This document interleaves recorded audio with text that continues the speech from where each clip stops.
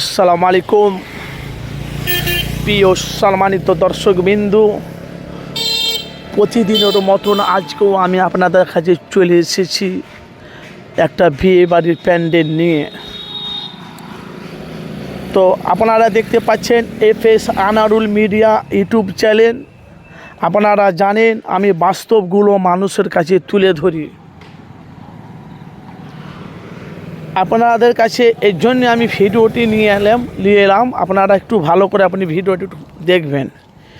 আমি এখন আছি ফুরফুরা শরীফ হাইসাপাড়া মল্লিক বাড়ি।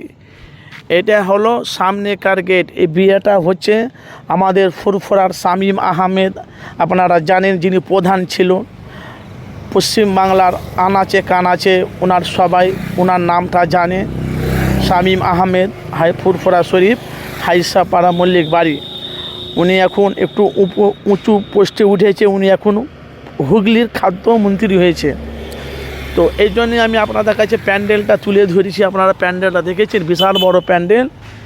এই সব করতে উঁচু প্যান্ডেল এই ফুরফুরা শরীফে প্রথম হচ্ছে ওই আমাদের ওই শামীম আহমেদ প্রধানের, মানে খাদ্যমন্ত্রীর যে শামীম আহমেদ, ওনার ছোট ভাইয়ের বিয়ে। তো এই প্যান্ডেলটা এত নিচে একটা নিচে একটা থাকতে আছে, এটা গাড়ি যাওয়া আসার জন্য। তারপরে 1 2 3 4 5 6 7 8 9 10 11টা পুরো থাক আছে ওপরে, প্রচুর উঁচু। আমার প্রায় মোটামুটি 50-এর উপর কাছাকাছি 50 ফুট লং হাইট হয়ে যাবে।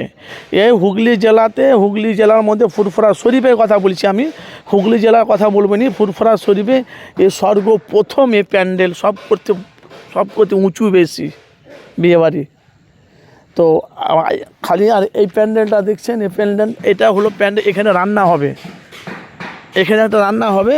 সে ভিতরেও ওখানে প্যান্ডেল থাকা আছে, ওখানে ভিআইপি মানুষদের, ওখানে ওই আপনারা যে দেখছেন না ওখানে বিয়ে বাড়ির মানে ওখানে ভিআইপি লোকেদের, ওখানে তারা বিয়ে বাড়ি যারা আসবে তারা ওখানে খাওয়ান দাওয়ান করবে, একটু উঠা বসা করবে, ভেতরে থাকবে। ওটা ভিআইপিদের জন্য এই রান্নাঘর। আর এই হলো এখানকার হাইসাপাড়াতে ফুরফুরা শরীফে যারা তোমার আনপাবলিক, তারা এখানে খাওয়া দাওয়া করবে। চারিদিকে কিন্তু এরকম গোল ফাঁকা আছে। তো ওপরে প্যান্ডেল বানাচ্ছে, সেই চিত্রটা আমি আপনাদের কাছে তুলে ধরবো। আপনারা শেষ পর্যন্ত দেখতে থাকুন।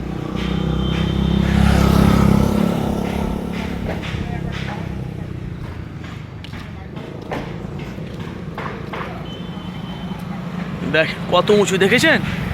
মাথা, আমার মনে এটা মিনার হবে কি কেউ সেটা বলতে পারবো না। কিন্তু আমি কালকে, এটা মোটামুটি কালকে কি পরশু কালকের মধ্যে কমপ্লিট হয়ে যাবে। কিন্তু সেই চিত্রটা কিন্তু আমি আপনাদের কাছে তুলে ধরবো। হ্যাঁ, আপনারা যেখান থেকে আছেন, আপনারা ভিডিওটি শেষ পর্যন্ত দেখতে থাকুন, আর আপনারা কমেন্ট বক্সে মতামত জানাবেন।